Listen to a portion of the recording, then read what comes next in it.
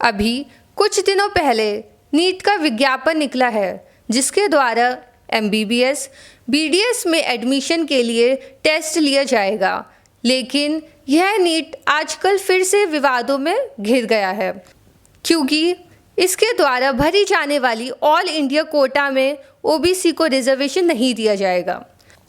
आखिर यह पूरा विवाद क्या है, इसको इस वीडियो में समझते हैं। नीट के द्वारा 3 तरह की मेडिकल की सीटों पर एडमिशन होता है। पहली सीटें वो हैं जो भारत सरकार के इंस्टीट्यूट और यूनिवर्सिटीज़ में हैं। दूसरी तरह की सीटें वो हैं जो राज्यों के मेडिकल कॉलेज और इंस्टीट्यूशन और प्राइवेट मेडिकल कॉलेजेस में हैं। तीसरी ऑल इंडिया कोटा की सीटें हैं जिनको राज्यों ने सरेंडर किया है। भारत सरकार के इंस्टीट्यूट और यूनिवर्सिटीज़ में जो सीटें हैं उनमें SC, ST, OBC और EWS कैटेगरी के लिए रिजर्वेशन की व्यवस्था है। इसी तरह राज्य के अंतर्गत आने वाले मेडिकल कॉलेजेस में उस राज्य में मिलने वाले रिजर्वेशन के अनुसार रिजर्वेशन की व्यवस्था है, यानी कि जिन राज्यों में जिन जिन कैटेगरी को जितना रिजर्वेशन मिलता है उतना रिजर्वेशन नीट की परीक्षा में भी मिलेगा। इन 2 तरह की सीटों में OBC रिजर्वेशन का कोई विवाद नहीं है। OBC रिजर्वेशन का विवाद सिर्फ ऑल इंडिया कोटा की सीट्स को लेकर है। ऑल इंडिया कोटा की सीटों पर SC को 15% और ST को 7.5% रिजर्वेशन मिलेगा। OBC और EWS कैटेगरी को इस ऑल इंडिया कोटा की सीटों पर रिजर्वेशन नहीं मिलेगा, लेकिन OBC को 27% रिजर्वेशन केवल नेशनल इंस्टीट्यूट और सेंट्रल यूनिवर्सिटीज़ में ही मिलेगा। इसी तरह EWS कैटेगरी को भी 10% रिजर्वेशन केवल नेशनल इंस्टीट्यूट और सेंट्रल यूनिवर्सिटीज़ में ही मिलेगा। इसका मतलब यह है कि ऑल इंडिया कोटा में जो सीटें राज्यों द्वारा सरेंडर की गई हैं उनमें ना तो OBC को कोई भी रिजर्वेशन मिलेगा और ना ही EWS को। इस ऑल इंडिया कोटा की शुरुआत सुप्रीम कोर्ट ने की थी। 22 जून 1984 को doctor Pradeep Jain versus union of India के केस में 2006 तक ऑल इंडिया कोटा की सीट में कोई भी रिजर्वेशन नहीं मिलता था, चाहे वह SC का हो, चाहे ST का हो, चाहे OBC का हो।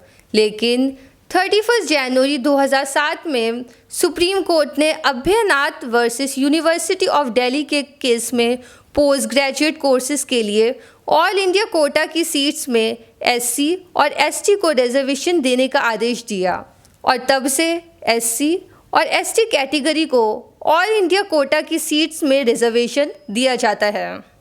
OBC कैटेगरी को कभी भी ऑल इंडिया कोटा की सीट्स में रिजर्वेशन नहीं दिया गया। इस साल भी ऑल इंडिया कोटा की सीट्स में OBC के रिजर्वेशन की कोई व्यवस्था नहीं की गई है। OBC को रिजर्वेशन ना देने की यह व्यवस्था ऑल इंडिया कोटा की उन सीटों के संबंध में है जिनको राज्यों ने ऑल इंडिया कोटा की सीटों के लिए सरेंडर किया है। 27 जुलाई 2020 को मद्रास हाई कोर्ट ने AIADMK versus union of India के केस में स्टेट द्वारा सरेंडर की गई ऑल इंडिया कोटा की सीटों में OBC को रिजर्वेशन देने के लिए मैंडेमस रिट इशू करने से मना कर दिया, लेकिन एक कमेटी बनाने का आदेश दिया। इस कमेटी को अंडर ग्रेजुएट और पोस्ट ग्रेजुएट मेडिकल कोर्सेज के लिए ऑल इंडिया कोटा सीट्स में OBC रिजर्वेशन देने के तरीके को फाइनलाइज करना था और यह OBC रिजर्वेशन इस साल के नीट में लागू किया जाना था। सेंट्रल गवर्नमेंट को 3 महीने के अंदर OBC रिजर्वेशन को इम्प्लीमेंट करना था। मद्रास हाई कोर्ट के द्वारा कॉन्स्टिट्यूटेड इस कमेटी ने अपनी रिपोर्ट पहले भी भारत सरकार को सौंप दी है। भारत सरकार को हाई कोर्ट के ऑर्डर के 3 महीने के अंदर OBC रिजर्वेशन को अनाउंस करना था और 3 महीने की मियाद पिछली साल दिसंबर में ख़त्म हो चुकी है और उस मियाद ख़त्म होने के बाद भी 6 महीने से ज़्यादा हो चुके हैं, लेकिन फिर भी भारत सरकार ने OBC को रिजर्वेशन देने का अनाउंसमेंट नहीं किया है।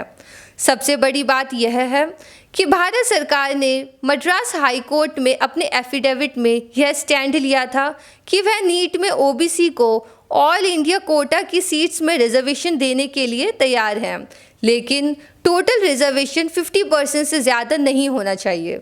भारत सरकार नीट में ओबीसी को रिजर्वेशन ना देने की घोषणा करने के संबंध में यह तर्क दे रही है कि सुप्रीम कोर्ट में ओबीसी को रिजर्वेशन देने के संबंध में सलोनी कुमारी वर्सेस DGHS का केस पेंडिंग है, जिसमें ओबीसी को ऑल इंडिया कोटा की सीट्स में 27% रिजर्वेशन देने का इशू इन्वॉल्व है और इसलिए उसने ओबीसी के रिजर्वेशन की घोषणा नहीं की है और कमिटी की रिपोर्ट को सुप्रीम कोर्ट के सामने रखने का डिसीजन लिया है और जैसा भी डिसीजन कोर्ट का होगा उसके आधार पर इस साल की नीट में ओबीसी को ऑल इंडिया कोटा में आने वाली स्टेट सरेंडर्ड सीट्स में रिजर्वेशन दिया जाएगा।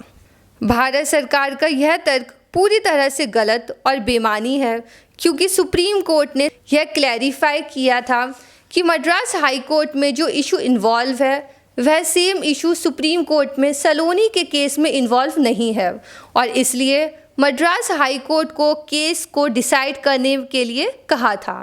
मद्रास हाई कोर्ट ने भी अपने पिछले साल के ऑर्डर में सुप्रीम कोर्ट के इस ऑर्डर का जिक्र किया है और यह पाया कि तमिलनाडु में राज्य के मेडिकल कॉलेजेस में तमिलनाडु द्वारा सरेंडर्ड ऑल इंडिया कोटा की सीटों में ओबीसी को रिजर्वेशन देने में कोई कानूनी या संवैधानिक वादा नहीं है।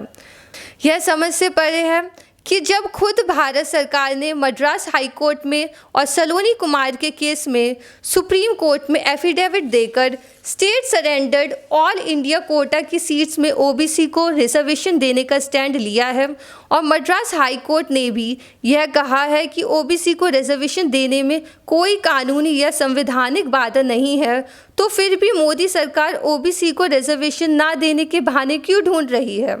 सुप्रीम कोर्ट ने भी सलोनी कुमारी के केस में ओबीसी को रिजर्वेशन ना देने का कोई आदेश भारत सरकार को नहीं दिया है। मद्रास हाई कोर्ट द्वारा 3 महीने के अंदर ओबीसी को रिजर्वेशन देने के आदेश को भी भारत सरकार ने सुप्रीम कोर्ट में चैलेंज नहीं किया है। इससे आप समझ गए होंगे कि भारत सरकार जानबूझकर ओबीसी के रिजर्वेशन को टालने की कोशिश कर रही है। एक एडमिनिस्ट्रेटिव ऑर्डर करके ओबीसी को ऑल इंडिया कोटा की स्टेट सरेंडर्ड सीट्स में रिजर्वेशन दिया जा सकता है। सलोनी कुमारी के पेंडिंग केस की परवाह करने की कोई ज़रूरत ही नहीं है, क्योंकि सुप्रीम कोर्ट ने रिजर्वेशन देने पर कोई रोक ही नहीं लगाई है और फिर वह केस ओबीसी को ऑल इंडिया कोटा की सीटों में रिजर्वेशन देने के लिए फाइल किया गया है, ना कि रिजर्वेशन देने से रोकने के लिए। 2007 से ही ओबीसी को रिजर्वेशन मिल जाना चाहिए था, क्योंकि तब से SC/ST को मिल रहा है। 2007 से लेकर 2014 तक कांग्रेस की सरकार थी, लेकिन तब भी इनको रिजर्वेशन नहीं दिया गया और 2014 से अब तक भाजपा की सरकार है, लेकिन इसने भी रिजर्वेशन नहीं दिया और अब भी रिजर्वेशन को और टालने में सफल हो गए हैं।